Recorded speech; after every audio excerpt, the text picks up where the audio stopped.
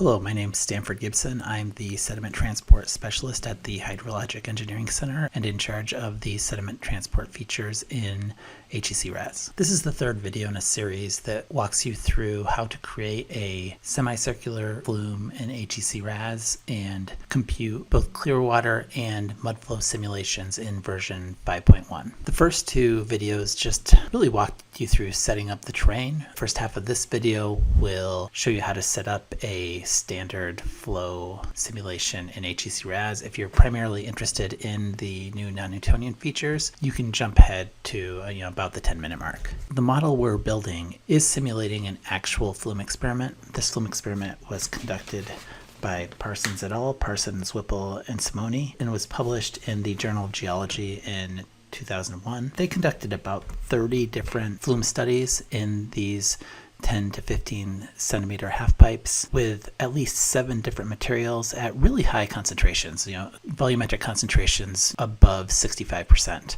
And so they make a really good test case. We simulated 10 of these, but in this video we're just simulating one that uses a relatively fine material. So our last video left off with a terrain that we built from our 1D cross-section and then created our 2D mesh. Now we don't need any of that 1D infrastructure anymore, but I'd love to keep it. So let's save this geometry data as and just call this the 2D terrain of experiment 1A. And then we can go in and get rid of that 1D infrastructure. We can go to Edit, Delete Reaches, and select the reach, and yes, we want to get rid of it, and that will also take the cross sections with it. So now we're just left with the 2D mesh and the terrain underneath it and are ready to go. The first thing that we're going to need are boundary conditions, and the boundary conditions we're going to define right in this geometry editor. And so we come up here to storage area, 2D area, BC lines, which are boundary condition lines, and that's going to allow us to draw some break lines. I'm right clicking here in order to zoom in, and I'm going to create a boundary line from here to here to cover all of those upstream cells, and I'm going to call that upstream US. Now I wasn't super careful about where I clicked those nodes because I'm going to go in and georeference them. All right, and you can see that RAS created a boundary condition line at the upstream cross section. So now I'll zoom to the full plot and zoom in to the downstream boundary, and I'll do the same there. And I'll call that downstream. Okay, but now I want to make sure that those are actually exactly where I want them. So I'm going to go to GIS Tools, 2D Flow and Boundary Condition, Data. And my upstream boundary is basically just going to be those two left nodes of the polygon I used for the 2D area. And then the downstream boundary will just be those two nodes. And so then it's exactly where it needs to be. It would still work if you didn't snap those on. The RAS is kind of geospatially sophisticated enough that that generally works, but I just like to be precise. Okay, so then we save it. And now what we're going to do is create an unsteady flow file to generate our boundary conditions. Non-Newtonian is all in unsteady flow, whether you do it in 1D or 2D. And to get an unsteady flow file, you either have to go to Edit, Unsteady Flow Data, or push the flow data that looks like a hydrograph. And you can see that this populates automatically with an upstream boundary condition and a downstream boundary condition. The downstream boundary condition is going to be easy. This is going to be normal depth because we actually know the slope of this pipe, and we're going to define that. Now, the non-Newtonian effects are going to actually affect the friction slope, and so that's going to be built into that solution, but for now we'll just go ahead and put in the slope of the flume. Next, we're going to define the upstream boundary condition. So we'll click on that upstream node, and we'll press Flow Hydrograph, and we'll get a flow time series editor. Now the flows in this flume are very small, and in SI the flows required in the upstream boundary condition are in meters cubed per second. Experiment 1A had a flow of 1.89 liters per second, which is 0.00189 meters cubed per second. And it turns out that is beyond the rounding tolerance of RAS. And so we're going to kind of trick RAS here. We're going to put in the flow of 1.89 liters per second, even though it's in the wrong units. And then to populate the rest of the time series, I usually just scroll down to the end of the time series and type it again, 1.89, and then press interpolate missing values to get the full time series. But now we're in the wrong units. So what I'm going to do is I'm going to come to the multiplier field here and put in a multiplier of 0.001, which will convert our liters per second to meters cubed per second and give us the flows we want. Then the last thing we need is we actually need an energy slope that RAS will use to distribute flows across that upstream boundary condition. Here we'll just use the slope of the flume, which is the same slope we've used for the other boundary condition. And I'll turn on tailwater check. So now I have a water flow boundary condition. I'll go to save as, and we'll call it water flow to distinguish it from the non-Newtonian flow later. And we're ready to do a water simulation. So we'll come and press the running man, running up the hydrograph, or go to run unsteady flow analysis. And that will open our plan file. I'm going to go to File, Save Plan As, and call it Water Simulation. We'll call this H2O. And we're going to turn on the preprocessor and the unsteady flow simulation, and then we need a time window. I don't know exactly when these experiments were done, but Parsons, Whipple, and Simoni had their manuscript accepted to the journal Geology on the 5th of March 2001, so that's as good a date as any. And just a note to international users, this is a US date, and your computer needs to be in a mode where it can recognize US dates. That's one of the most common errors that international users run into. And let's start at time 0, and we'll run it for 1 minute.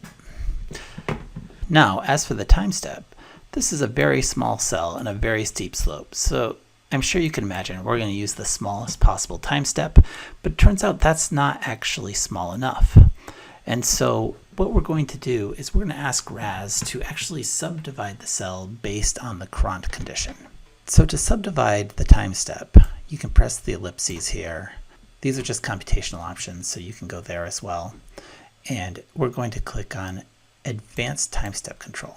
Here we'll say, hey, adjust the time step based on the Courant condition, and let's keep the maximum Courant condition less than 1. A minimum of 0.2 will work. And then we'll change these to 4 and 6. And what that'll do is it'll monitor the simulation to make sure that the Courant condition doesn't exceed 1, and it will subdivide the time step, having it up to 6 times in order to achieve a time step that gives you the appropriate Courant condition. All right, and then while we're in these computation options and tolerances, there are actually a few other things that we need to do. So if we go to General, again, our water surface calculation tolerances are set to prototype scale. We want to be much smaller than that. And so we'll say 0.006 for both of those. And then in our 2D options, we're going to want to go with the shallow water flow equations. We're going to want to set these tolerances smaller as well.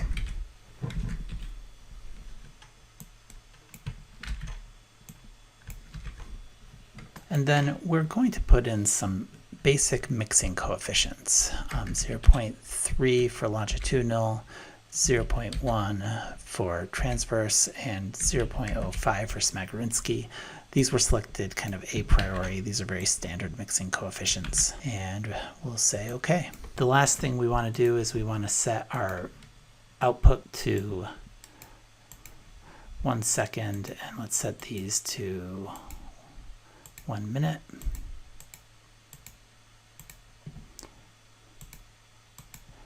And we're ready to run. So through the magic of time lapse, we're going to skip some of the runtime here, but I will point out that this Courant condition time control does subdivide the time step to 0.003 seconds, which is why a relatively small flume with 4,000 cells is going to take a couple of minutes, but it's appropriate for the level of simulation we're doing. And we're done. Took a couple minutes, and now we can go and we'll go to RAS Mapper to view those results. You can see that the results tab now has the plus sign, so you can expand it out. And so we can go and look at the velocity results, and we can animate them, or we can step through them. And let's just zoom in a little bit here to see them.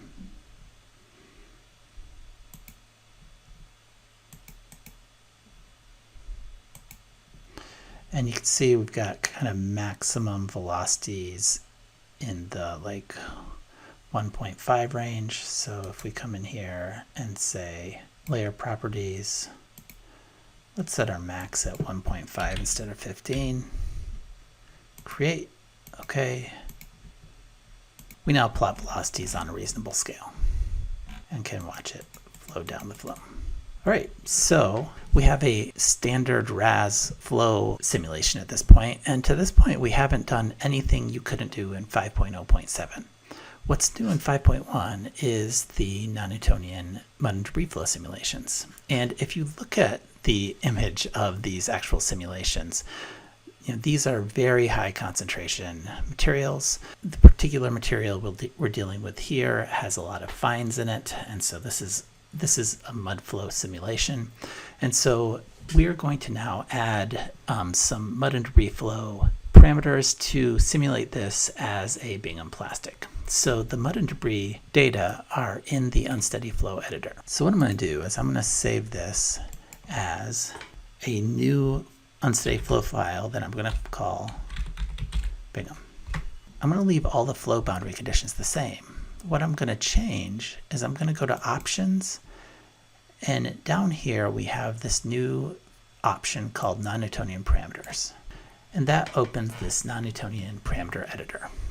Now if you click here, you'll see that we actually have a number of different ways of simulating non-Newtonian flows. We go into several of these in the paper. In the paper we simulate these experiments with turbulent dispersive and Herschel-Bulkley, and the RAS documentation will go into many of the other ones. This is all reaching to a non-Newtonian library called DebrisLib, which was developed jointly between HEC and ERDIC Coastal Hydraulics Lab, led by Ian Floyd.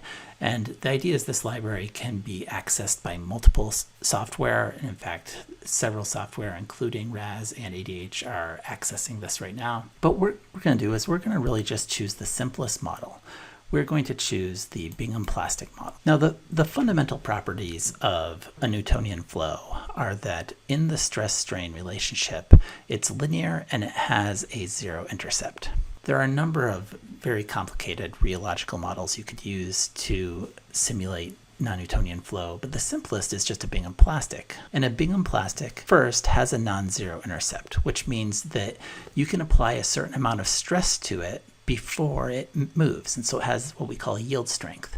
And then the slope of the stress-strain relationship, once it does move, is higher than a Newtonian fluid, because the slope of the stress-strain relationship is just the viscosity of the material, and the sediment-laden viscosity of a thick mud like this is quite a bit higher than water. And so what we're going to need to define is the yield strength and the viscosity. Now these are actually pretty difficult to come up with, and so generally what we do is we use the O'Brien equations. O'Brien has actually developed a couple of power law equations that will compute these parameters based on some measured coefficients for different soil types. And we've used some of these in studies and they've performed relatively well. But in this case, the experimental team actually measured and fit parameters to these simulations.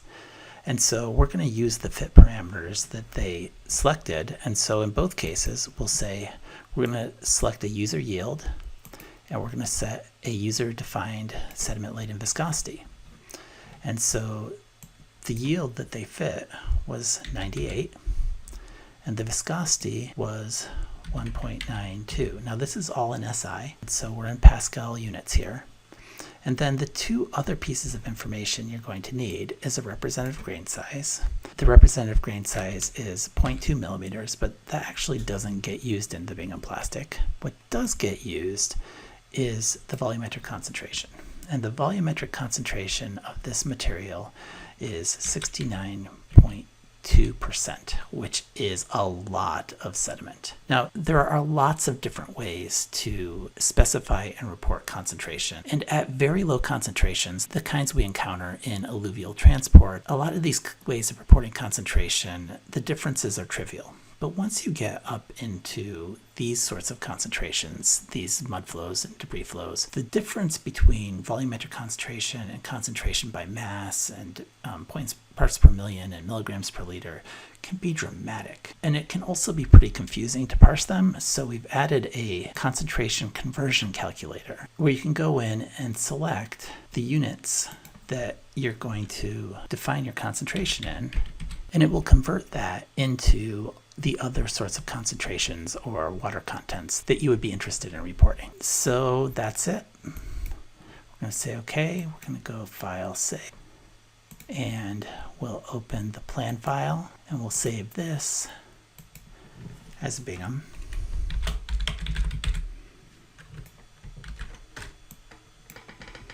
And everything else will stay the same. And so we'll simulate that.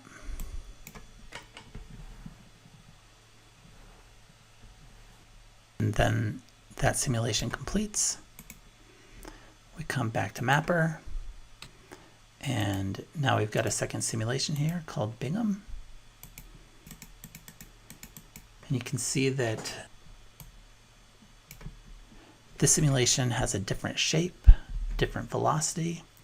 If we come here and set our velocity scale to the same one that we did with the water flow, press Create. You can see that we're traveling a lot slower than the hydraulic solution. You can actually turn them both on at the same time. And let's actually move the Bingham simulation up. So you can see the different size and shape. The Bingham simulation actually looks more like the Parson simulation. And if we get a time series plot of the velocities, you can see that the Bingham velocity is about a third of the clear water flow. Now, is that correct? Actually, it is. The simulation turns out to match the velocities quite well. The Bingham model actually does a relatively nice job, has a root mean square error of about 0.21 for all 10 simulations, but the paper goes more into all of that. And so that's a very basic introduction to non-Newtonian modeling in HEC-RAS and provides you with a data set that you can build from scratch in order to start playing around with it. The mud and debris flow capabilities are only in RAS 5.1. We'll be pushing a beta version out of 5.1 in the next couple of months. If you would like to alpha test the mud and debris flow capabilities, if you have a data set that you're actively working on or a data set that you've simulated with a different model, I'm showing an email address on the screen, and you can send me an email, and when we're ready to push out an alpha version, I may reach out. So that concludes the three-part series that has walked you through the process of modeling clear water and non-Newtonian flow in a semicircular flume starting from scratch. This work and video was funded by the Flood and Coastal Flood Risk Management R&D program of the U.S. Army Corps of Engineers, and in particular of the Post-Wildfire Flood Risk Management Work Unit in that program. That work unit is headed by Ian Floyd, who's a co-author on this paper, along with Ronnie Heath and Alex Sanchez. I may do another video just summarizing the results of the paper. These videos are essentially a digital methods and material to a paper that we'll submit shortly after they're published. And once the paper goes through the review process and is accepted at a journal, we will clean these videos up and post them in an official capacity. Until then, feel free to go ahead and make comments on the video, and I will try to make improvements for the final publication.